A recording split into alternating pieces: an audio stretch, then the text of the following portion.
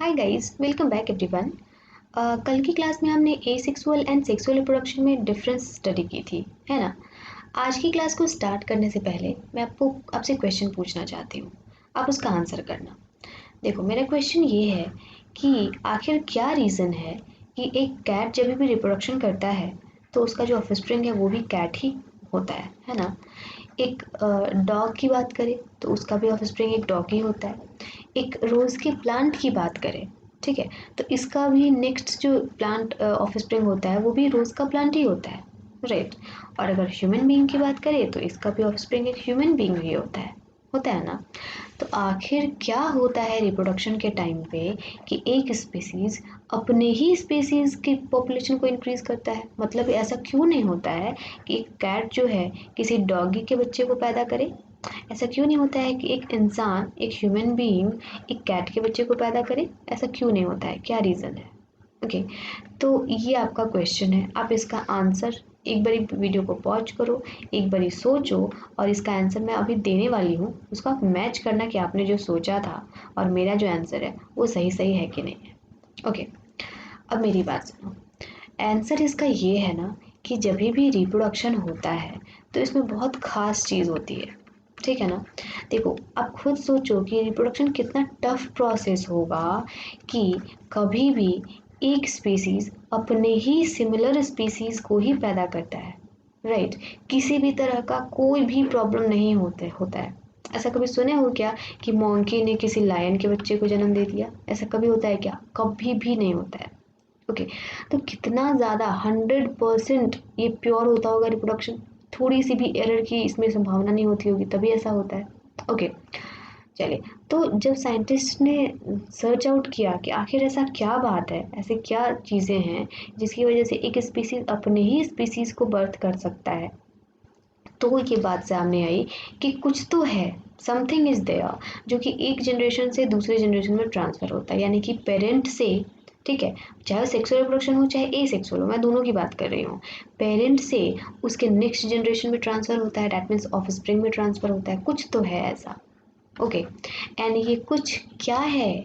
बिल्कुल सही, ये कुछ डीएनए है। क्या है? डीएनए है। ओके, अब ये डीएनए कहाँ होता है? तो आपने नाइन्थ क्लास में पढ़ा है, सेल चैप्टर में पढ़ा है। जो सेल है, चाहे वो यूनिसेलुलर ऑर्गेनिज्म का हो चाहे मल्टी सेलुलर ऑर्गेनिज्म का हो, इससे फ़र्क नहीं पड़ता है। अगर एक सेल है तो सेल के अंदर न्यूक्लियस तो होगा ही, राइट। एंड न्यूक्लियस के अंदर क्रोमोसोम्स तो होंगे ही। हाँ, वो अलग बात है कि अगर ये सेल प्रोकैरियोटिक है। ओके, अगर ये सेल प्रोकैरियोटिक है डैट मीन्स कि इसमें एक सेल तो है बट वो भी इनकम्प्लीट है, लाइक बैक्टीरिया। ओके, तो यहाँ पे हम बात करेंगे कि क्रोमोसोम्स जो हैं वो न्यूक्लियोइड के फॉर्म में होते हैं, राइट। बट अगर यूनिसेलुलर ऑर्गेनिज्म है या मल्टी सेलुलर ऑर्गेनिज्म है तब तो उसमें कंप्लीट सेल होगा। ओके, तो इस सेल के अंदर न्यूक्लियस होगा, न्यूक्लियस के अंदर क्रोमोसोम्स होते हैं, एंड इन्हीं क्रोमोसोम, लाइक ये आपका क्रोमोसोम हो गया। ओके, हम लोग क्रोमोसोम का जो फिगर है वो कुछ इसी तरीके का बनाते हैं, राइट।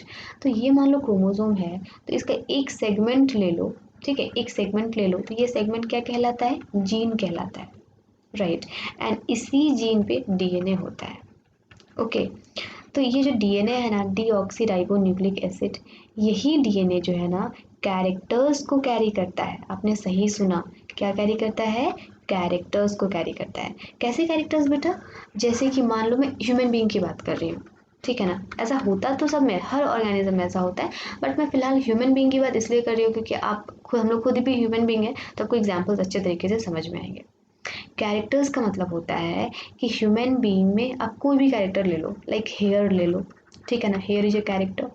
आप हाइट ले लो, ठीक है ना, हाइट या तो टॉल होता है, नहीं तो ड्वार्फ होता है, नहीं तो मीडियम साइज होता है। ओके, आप स्किन का कलर ले लो, राइट, स्किन कलर। इसी तरीके से आप इंटेलिजेंस भी ले सकते हो, आईक्यू, राइट। तो ये सारी की सारी चीज़ें क्या हैं? कैरेक्टर्स ही तो हैं। और ये कैरेक्टर्स जो है ना डीएनए के फॉर्म में प्रेजेंट होते हैं बॉडी में। ओके, ये कैरेक्टर्स डीएनए के फॉर्म में बॉडी में प्रेजेंट होते हैं ऑर्गेनिजम्स के, हर ऑर्गेनिजम्स के। ओके, चाहे वो ऑर्गेनिज्म प्रोकैरियोट हो चाहे वो ऑर्गेनिज्म यूकैरियोट हो। ओके, यूकैरियोट में भी चाहे वो यूनिसेलुलर हो चाहे वो मल्टी सेलुलर हो, राइट। तो ये जो डीएनए है वो कैरेक्टर्स को कैरी करता है, ओके, एक्चुअली कैरी क्या करेगा, डीएनए खुद ही कैरेक्टर होता है, ठीक है ना, डीएनए खुद ही कैरेक्टर होता है, ठीक है। और इन कैरेक्टर्स को डीएनए के फॉर्म में कौन कैरी करता है, जीन कैरी करता है। इन कैरेक्टर्स को डीएनए के फॉर्म में कौन कैरी करता है, जीन कैरी करता है, राइट। और जीन कहाँ प्रेजेंट होता है, क्रोमोसोम पे प्रेजेंट होता है, ठीक है ना। जीन कहाँ प्रेजेंट होता है, क्रोमोसोम पे प्रेजेंट होता है। और क्रोमोसोम कहाँ होता है, न्यूक्लियस के अंदर होता है, ठीक है। क्रोमोसोम कहाँ होता है, न्यूक्लियस के अंदर होता है। और न्यूक्लियस कहाँ होता है, सेल के अंदर होता है। बात समझ में आई आपको? दैट्स वाई मैं आपको कहना यही चाहती हूँ कि आपको क्या लगता है, तो आप बिल्कुल सही सोच रहे हो। ये जो डीएनए है ना, ये डीएनए ही ट्रांसफर होता है एक जनरेशन से दूसरे जनरेशन में, पेरेंट से उसके ऑफस्प्रिंग में, ठीक है ना। क्योंकि कैरेक्टर्स किस में प्रेजेंट है, डीएनए के पास प्रेजेंट है, ठीक है ना। डीएनए खुद ही कैरेक्टर है, मैं आपको बोल रही हूँ डीएनए खुद ही कैरेक्टर है, राइट।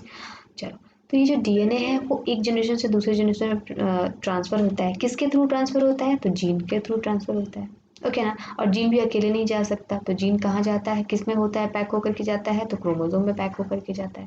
यानी कि अल्टीमेटली हम कह सकते हैं कि क्रोमोसोम्स जो है ना, वो एक जनरेशन से दूसरे जनरेशन में डीएनए को ट्रांसफर कराने में हेल्प करते हैं, ओके।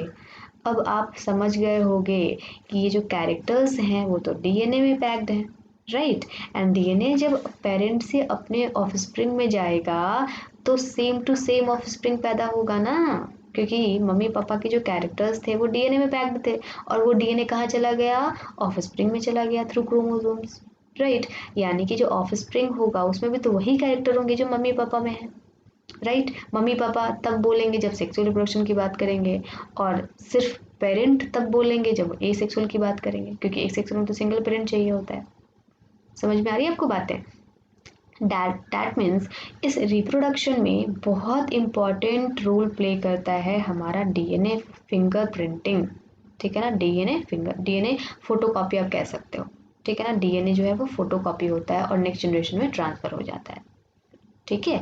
इसी वजह से एक स्पीसीज अपने ही सिमिलर टाइप के स्पीसीज को पैदा करता है, ठीक है ना। कहीं पे भी कोई भी प्रॉब्लम नहीं होती है इस फोटोकॉपिंग में, राइट। अब यहाँ पे बात आती है कि मैम क्या ये फोटोकॉपी एग्जैक्ट होता है क्या, 100% होता है क्या?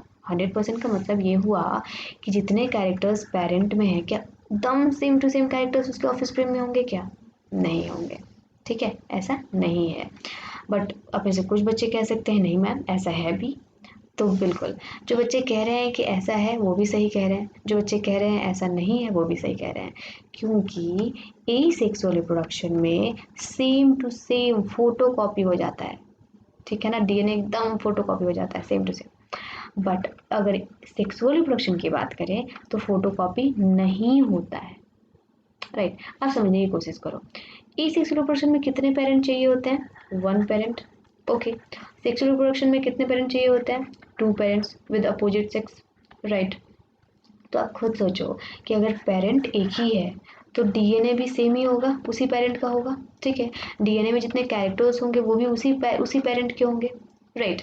और ये जो कैरेक्टर्स है वो चले गए ऑफस्प्रिंग में, यानी कि जो ऑफस्प्रिंग पैदा होगा, आपको पता है कि बहुत सारे ऑफस्प्रिंग पैदा होते हैं, इसको क्लोन्स भी कहा जाता है ना। तो यानी कि जितने भी क्लोन्स पैदा होंगे, आपको नहीं लगता कि वो एग्जैक्ट फोटोकॉपी होंगे, एकदम सिमिलर होंगे, और तभी तो उनको क्लोन्स कहते हैं, राइट। तो बस एसेक्सुअल रिप्रोडक्शन में क्लोन्स पैदा होते हैं, मतलब कि एकदम वैसे ही बच्चे पैदा होते हैं जैसे कि उनके पेरेंट हैं। पेरेंट तो एक ही होता है, ठीक है, ओके।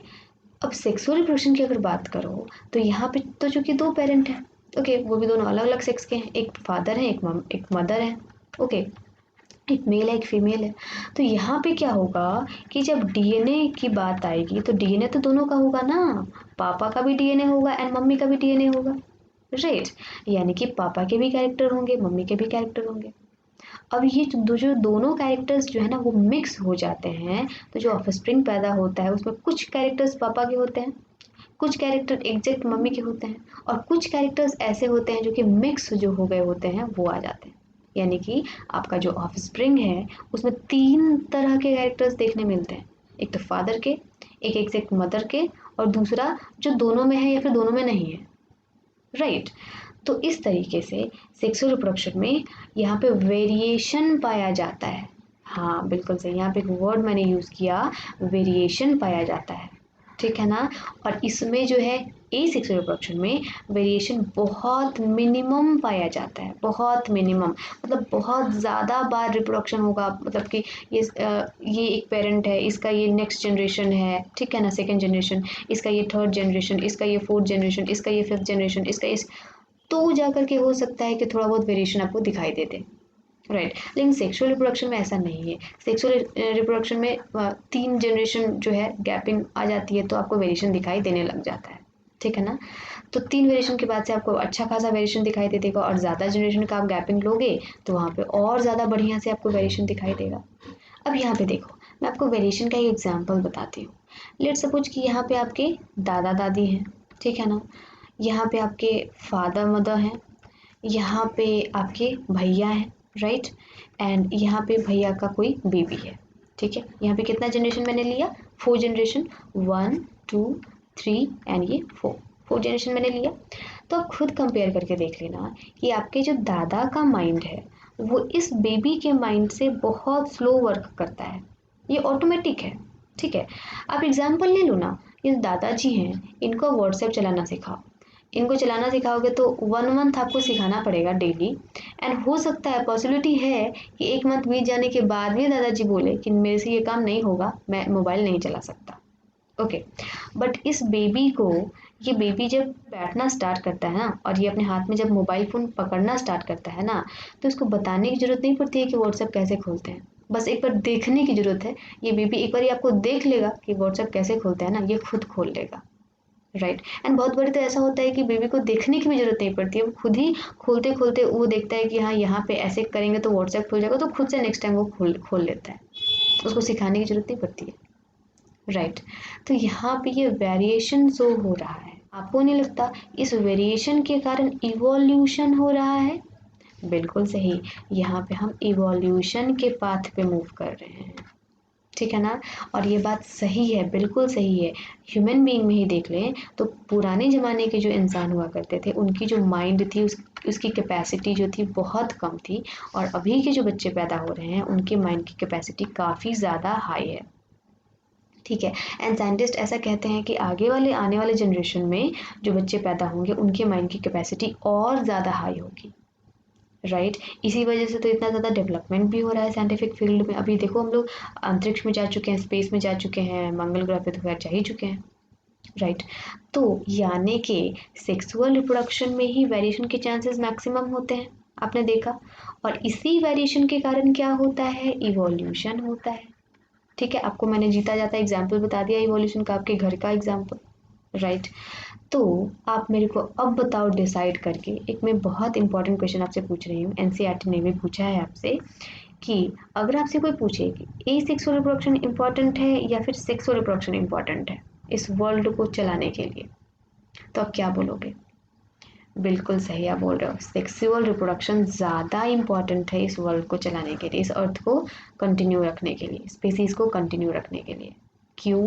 क्योंकि सेक्सुअल रिप्रोडक्शन में चूंकि 2 पेरेंट इन्वॉल्व होते हैं, इस वजह से यहाँ पे वेरिएशन के चांसेस ज़्यादा होते हैं, और अगर ज़्यादा वेरिएशन होगा तो मतलब इवोल्यूशन के चांसेस ज़्यादा होते हैं, ज़्यादा इवोल्यूशन होगा, ठीक है। बट यहाँ पे देखो, ए सेक्सुअल रिप्रोडक्शन में चूंकि सिंगल पेरेंट होते हैं, तो सिंगल पेरेंट होते हैं तो वहाँ पे तो वेरिएशन आ नहीं पाता है, और इस वजह से यहाँ पे इवोल्यूशन के चांसेस बहुत रेयरली होते हैं, होते भी हैं तो काफ़ी ज़्यादा जनरेशन के बाद, ठीक है ना। अभी भी आपको थोड़ा सा प्रॉब्लम होगा कि मैम ये इवोल्यूशन से स्पीसीज की कंटिन्यूटी की बात कहाँ से आ गई, अब मेरे को समझ में नहीं आया। तो देखो मैं आपको समझाती हूँ। हमारा जो इन्वायरमेंट है वो हमेशा ही बदलता रहता है, आपको पता है, पहले ग्लोबल वार्मिंग नहीं था, अभी बहुत ज़्यादा है ना। तो इन्वायरमेंट हमेशा बदलता रहता है, और वैसे भी मैं आपको पढ़ाने वाली हूँ नेक्स्ट चैप्टर में ही कि किस तरीके से हमारा अर्थ बना था, इस बदलते इन्वायरमेंट की वजह से ही हमारा अर्थ बना था, और इस बदलते इन्वायरमेंट की वजह से ही हमारे अर्थ का डिस्ट्रक्शन भी संभव है, राइट। तो जब भी इन्वायरमेंट चेंज होता है, तो अगर आप खुद सोचो कि अगर जो डीएनए वगैरह है, जो कैरेक्टर्स हैं स्पीसीज में अगर सेम कैरेक्टर्स हमेशा ही बने रहेंगे तो इन्वायरमेंट तो चेंज हो रहा है ना। तो अगर कैरेक्टर्स वैसे ही रहेंगे तो क्या वो ऑर्गेनिज्म उस बदलते इन्वायरमेंट में सर्वाइव कर सकेगा क्या बच्चे? बिल्कुल नहीं कर सकेगा।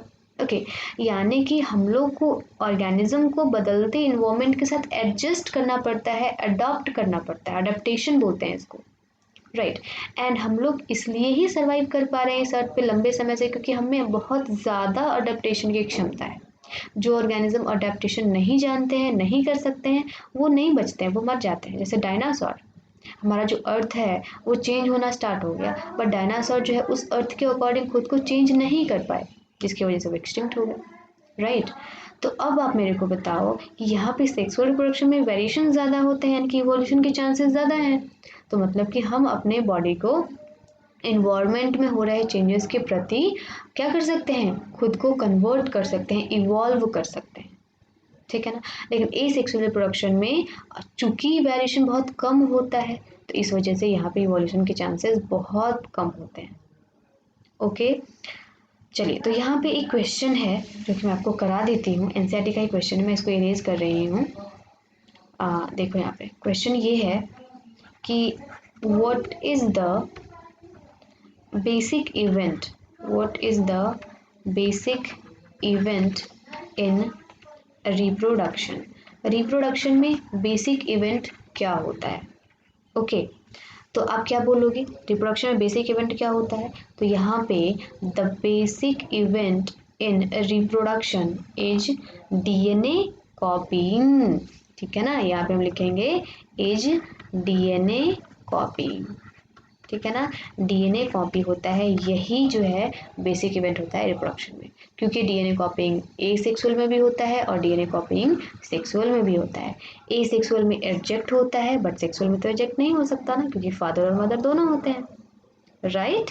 ओके, अब यहाँ पे एक और नेक्स्ट क्वेश्चन आता है, what is the importance, what is the importance of DNA copying. DNA copying का क्या इम्पोर्टेंस होता है इन रिप्रोडक्शन, राइट। तो अभी मैंने आपको बताया ना क्या इम्पोर्टेंस होता है बच्चे। तो देखो इसका आंसर क्या होगा, देखो डीएनए कॉपिंग जो है वो इम्पॉर्टेंट क्यों है बेटा? तो DNA copying is important in reproduction to maintain the body design. अगर डीएनए कॉपी नहीं होता तो क्या बॉडी डिज़ाइन मेंटेन हो पाता क्या? कैट का बेबी कैट जैसा दिखता क्या? नहीं दिखता ना। ओके, तो दिखना इम्पॉर्टेंट क्यों है? तो that allows the organisms to stay alive during variations, ठीक है ना। जब भी वेरिएशंस होते हैं बॉडी में, एक सेक्सुअल रिप्रोडक्शन में लॉन्ग टाइम के बाद वेरिएशंस होते हैं और सेक्सुअल रिप्रोडक्शन में 2-3 जनरेशन के बाद से वेरिएशंस दिख जाते हैं। तो वेरिएशन के दिखने के बावजूद भी वो जो ऑर्गेनिज्म है वो उसी स्पीसीज का होता है। क्यों होता है? क्योंकि उसके बॉडी में डीएनए कॉपी हो चुका है, मतलब कि उसके पेरेंट का ही डीएनए है, दैट मीन्स उसके बॉडी का डिज़ाइन लगभग उसके पेरेंट जैसा ही होगा, राइट। यानी कि वो वेरिएशन होने के बावजूद भी अलाइव रह पाएगा उस एनवायरनमेंट। ओके, तो इस वजह से डीएनए कॉपी होना इम्पॉर्टेंट है, ठीक है। इतना बस आंसर था इसका। ओके, अब यहाँ पे एक और क्वेश्चन पूछा जाता है कि वेरिएशन जो है, आपने अभी वेरिएशन के बारे में पढ़ा, ये वेरिएशन जो है ना ये बेनिफिशियल होता है, ठीक है ना। वेरिएशन तो ऑब्वियसली बेनिफिशियल होता है, बट ये जो वेरिएशन है ना ये स्पीसीज के लिए बेनिफिशियल होता है, इंडिविजुअल के लिए बेनिफिशियल नहीं होता है, ठीक है ना। ये इंडिविजुअल के लिए बेनिफिशियल नहीं होता है, स्पीसीज के लिए बेनिफिशियल होता है। ये एनसीईआरटी का शायद क्वेश्चन है, ठीक है ना। तो ऐसा क्यों है? तो ऐसा इसलिए है, इसका मैं आंसर आपको बता रही हूँ, इसलिए है क्योंकि आप खुद सोचो कि आप यहाँ पे मार्केट में गए, एक गांव का कोई मार्केट है, उस गांव के मार्केट में गए, ठीक है ना। इस गांव के मार्केट में कोई भी लड़का जीन्स नहीं पहनता है, ओके। इस गांव के मार्केट में कोई भी लड़का जीन्स नहीं पहनता है, सारे के सारे जो लड़के हैं वो गांव वाला फुल पैंट पहनते हैं। पहले के ज़माने में आपने मूवीज़ वगैरह में देखा था फुल पैंट पहनते हैं, ओके। बट आप सिंगल इंडिविजुअल हो जो कि यहाँ पे आप जीन्स पहन के चले गए, मतलब कि आपके बॉडी में वेरिएशन दिख रहा है, ठीक है ना। तो आपको क्या लगता है कि आप यहाँ पे सर्वाइव कर पाओगे क्या? नहीं कर पाओगे, क्योंकि सब हर एक इंसान आपकी तरफ देखेगा, ठीक है ना। और हो सकता है कि आपको इतनी ज़्यादा शर्म आए कि आप वहाँ से लौट जाओ, रिटर्न हो जाओ, ठीक है। तो यहाँ पे क्या हुआ कि आप एक इंडिविजुअल थे और आपकी बॉडी में अगर वेरिएशन आया, देखो वो वेरिएशन बुरा नहीं था, आपने जींस पहना वो बुरा नहीं था, बट उस एनवायरनमेंट के लिए बुरा था क्योंकि वहाँ पे आसपास किसी ने भी वहाँ पे जींस ना देखा था, ना सुना था, ना जाना था, ठीक है ना। तो इस वजह से आपको वहाँ से रिटर्न आना पड़ा। बट अगर यही वेरिएशन पूरे स्पीसीज में हुआ होता, जैसे कि अभी हुआ है, आप शहर में चले जाओ, अर्बन एरिया में चले जाओ, तो वहाँ पे तो वेरिएशन आपको दिखाई देते हैं, मतलब कि जीन्स तो वहाँ पे हर कोई जीन्स ही पहनता है। तो मतलब कि अगर यही वेरिएशन स्पीसीज में हुआ होता तो बेनिफिशियल होता, इसको एडवांसमेंट हम लोग बोलते हैं, ठीक है ना। तो वहाँ भी जो वेरिएशन था वो स्पीसीज के लिए बेनिफिशियल हो जाता, बट यहाँ पे इंडिविजुअल के लिए बेनिफिशियल नहीं था। और बहुत सारे केसेस में इंडिविजुअल की डेथ भी हो सकती है वेरिएशन की वजह से। अगर स्पीसीज में वेरिएशन नहीं है, इंडिविजुअल में सिर्फ एक सिंगल इंडिविजुअल वेरिएशन है ना, तो हो सकता है कि वो इंडिविजुअल सर्वाइव ना कर पाए उस इन्वायरमेंट में और उसकी डेथ हो जाए। ओके, तो बस आज के लिए इतना ही। मिलते हैं कल की क्लास में।